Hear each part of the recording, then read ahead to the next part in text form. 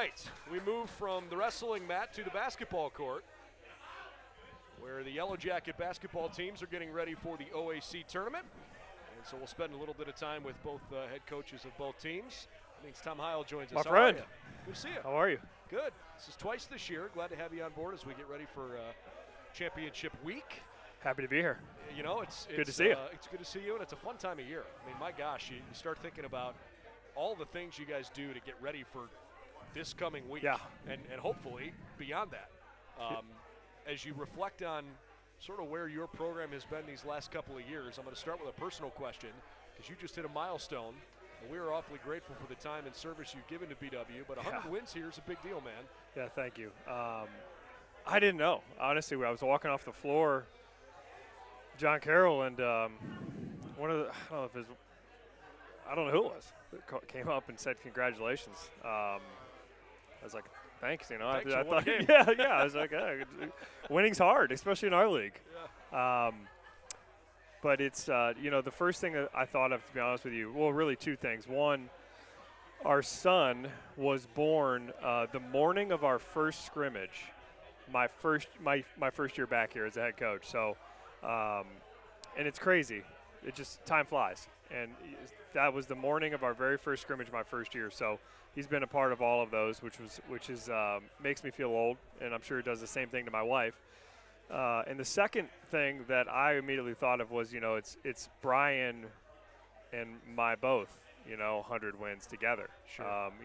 We have never won a game at BW where he hasn't been right next to me, and so that was really, really cool. I think it's unfair, just because I'm the head coach and he's the assistant, that it's like my 100th win. It's really both of ours. He's as you know, I mean, he's pretty involved in pretty much every aspect of the program. So that was a cool moment. It was a really fun locker room. Like, the guys knew. I did not know that they were aware. So I was pretty wet. It was an uncomfortable ride home, but you don't get those moments in life very often to have that kind of joy and share it with other people. So that was pretty cool. A lot of really good players over the last 6-7 years that have contributed to that. Coaches don't win games, players do. So we can screw it up, but the guys are the ones making the plays. So I think credit to those guys. A lot of them reached out, which was really cool. I wasn't going to go this direction, but I love the fact that you immediately brought up Brian Schmidt, for those who aren't closely following the program. It's a time of year where there's a lot of time and attention put on how the players are performing, how the coaches are preparing for a game. But when you're overseeing a program, there are so many other elements. It's not just let's show up at practice and then let's go give it our all for 40 minutes on game day. No, it's not. So why don't you take a minute or two as you get ready for championship week here to give people an idea of what the athletic training staff puts in and what the athletic department puts in to help you guys achieve at the level that you're consistently getting at? Well, I think any program, it's much bigger than just the people in the inner circle, the players and the coaches. The trainer, Cindy Zilko has been our trainer. Same thing I can say about Brian. She's been there for every single one of those 100. And every single one of the losses, and she's here every Sunday after Saturday games when our players are off of practice and taking care of them for treatment. And that type of support you don't see. People like Libby and John Snell and obviously Steve and the amount of support that goes into us being able to try to do our jobs to the best of our ability, week in and week out. It's a lot. It is a lot. And we're fortunate. This is a great place. I think there's a lot of people that are very invested in BW, and it means more than just a paycheck to them. This is something we're really passionate about. So this time of year, we're all exhausted. I mean, it is. We had our coaches call this morning for all conference stuff, man. You look around that screen, man, everybody is whipped. Dragon. But it's exciting at the same time. It's an exciting time of year, and we're really thankful that we have the support that we do from, for the rest of my coaching staff to people like Cindy and Steve and John and Libby and the entire, and really all of my colleagues, to be honest with you. I mean, there are people up and down our hallway in our athletic department over in the pack that some of our best friends, we lean on each other, I think, pretty significantly. So we're excited. Hopefully we can, nobody knows what's going to happen this week. We're just excited to have a chance to play. Well, you guys have certainly been right in some tight games and have come out on the end here recently a number of times. Basically this month of February, with the Mount Union loss aside against a Purple Raider team that, let's be honest, they are absolutely Sweet 16 good, if not better. Oh, yeah. And it's going to take a complete effort to knock them off. Beyond that, you've got Otterbein coming up in the quarterfinal round. You just played him a couple weeks ago and had a chance right at the end of the game and, fell 3 points short. A double overtime win at home against Ohio Northern. A tight game at Muskingum, which is never an easy place to play. You come up with a rivalry win on the road, and then you play another overtime game to close the season. Yeah. Talk about, the idea of you're going into this tournament here with some hair standing up on the back of your neck because it's been a grind lately. Yeah, OAC it's a really hard thing to, if you haven't lived through it, to prepare or describe to somebody else, I guess I should say. Every night is a battle. And whether you're playing well or not, I think everybody has great coaches, talented teams, competitive kids that take great pride in their performance in their school. Even if you get up on someone, they're not going to go away. It is going to be a 40-minute game. And I think if you look and watch most OAC, obviously every now and then there's some lopsided games, but we're certainly battle-tested. I think we're close. I do. I think we're close. I think we're, like a lot of teams, inconsistent at times. We got a lot of guys that are really, really close as far as, what their role is going to be game to game. It's almost like a game to game, who's playing well type of a thing. And, we do feel confident in our guys and their commitment level. Like, I just feel like it's been a group that all year, they care a lot. High level of care and high level of commitment. And that matters this time of year. There's a level of we don't want this to be over. Like, that is a driving force in the second half of some OAC tournament games. So I think we got that, and I think we're close in a lot of other areas. So, my hope is we can put it together and play well, for 40 minutes. I didn't think we played. I thought Otterbein had a lot to do with it, but when we played them last, I didn't think we played great. And a lot of it had to do with them. I thought they played incredibly hard and took us out of a lot of stuff. But we're just excited to have a chance to compete, and it means a little more when if, you lose, it's over. So we got guys that I think are going to let it fly. And isn't this maybe a little bit of familiar territory in the sense that when you guys won just a couple years ago now, you won the conference title and you had to do it with 3 road wins. We did, yeah. That was one heck of a week. It really just starts with, like, getting yourself ready to play well the first possession. You can do that, and then you make some plays down the stretch. You have a little bit of things go your way. Anything can happen in the OAC. So excited to go on the road. I think there's a level of focus, and once you get on the bus, it's like, all right, man, this is next 6 hours. We've got a bus ride, get ready for the game, and it's like I think it's a little bit easier to focus. So less distraction. So we're excited to do that. On the men's side, the conference has certainly seen some pretty impressive teams in the top half of the league. When the NCAA regional rankings came out most recently, I think there were 5 teams from our league ranked in the region, which just further goes to show why this conference has been such a grind. And yet, I don't think I can ever remember a time where John Carroll finished dead last in the league, considering the tradition and the history that they have and some of the talented guys they have. Sometimes when you look at the strength of a league, you get kind of locked in on who the best teams are in the league. Yes. But it's the bottom half of a league that determines its strength. 100%. I think every league, the teams at the top are very good. And obviously I would put the teams at the top of our league this year against any league in the country. Marietta, number 2 in the nation. They've proven that. They've had some unbelievable teams. This might be their best that I've seen in my time in the OAC.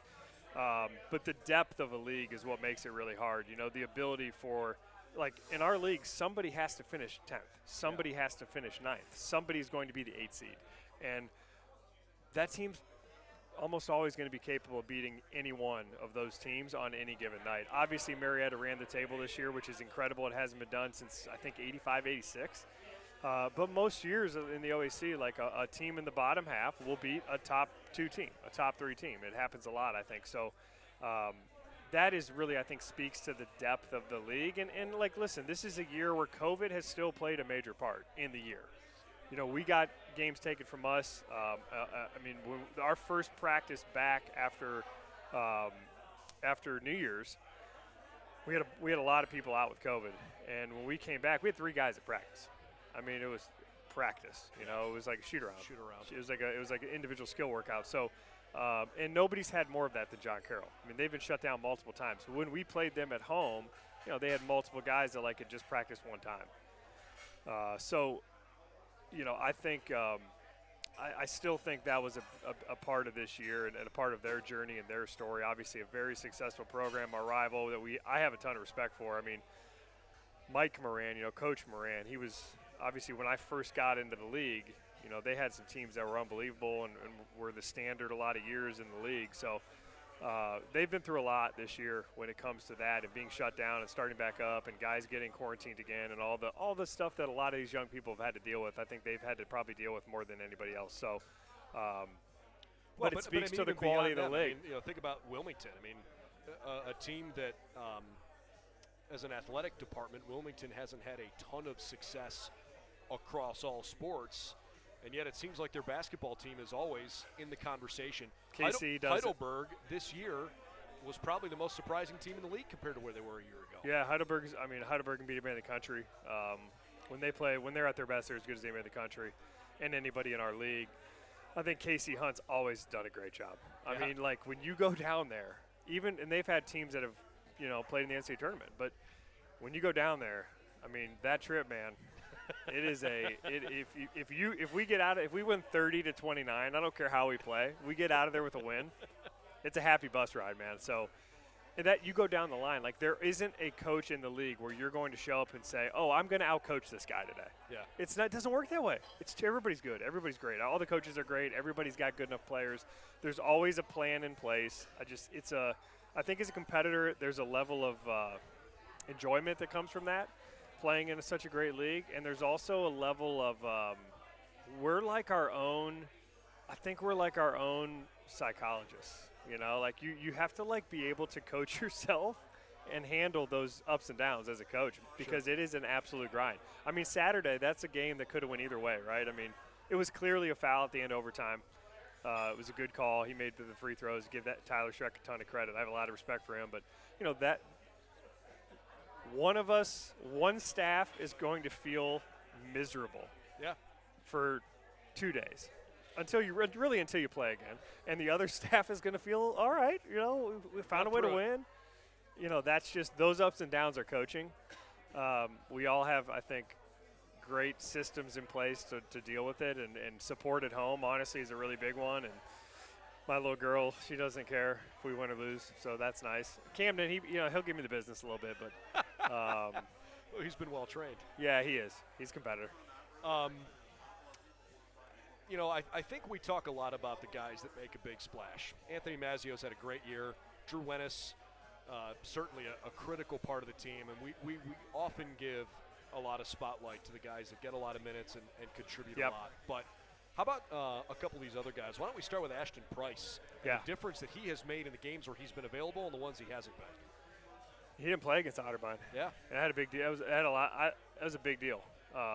You know, Ashton is he's an OAC player. He's good. He's a very good player, and he is. I think he's had a little setback with a knee injury. He's healthy, looks bouncy and athletic, and back to his normal self now. But he is going to be really good.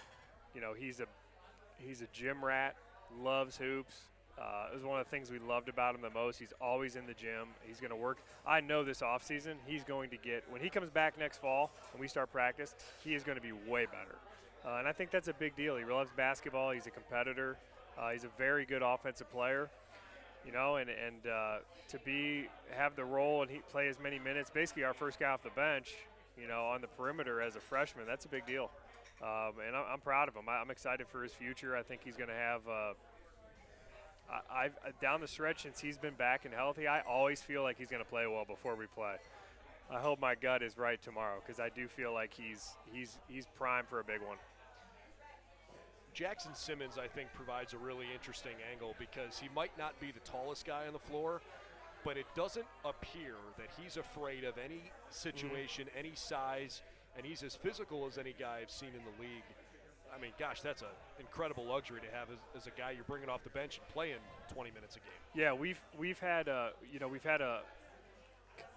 started 3 different guys at the 5. Obviously, Christian and Rob, and then Jack now is starting at the 5. And I give him a ton of credit. I just have a lot of respect for the grind that college basketball is, and because I've been through it as a player, right? Sure. And I've been in a role where I didn't know I might play 5 minutes on Wednesday and 15 on Saturday, and I don't necessarily know. You just have to be ready to play. There's a lot of things that go into it. Who we're playing. Are there chances for us to go small? Do we have to go big? What do we need? There's a lot of things in the course of a game when we make those decisions. Those variables aren't known to us until the game starts. How a guy's playing. What does he look like? Jack's gone through spells where he wasn't in the rotation or had a minor role, and now I feel like we need him on the floor as much as we can possibly be on the floor. Honestly, I think he might only be 6'4", but he plays much bigger. He's got great hands. He's very tough.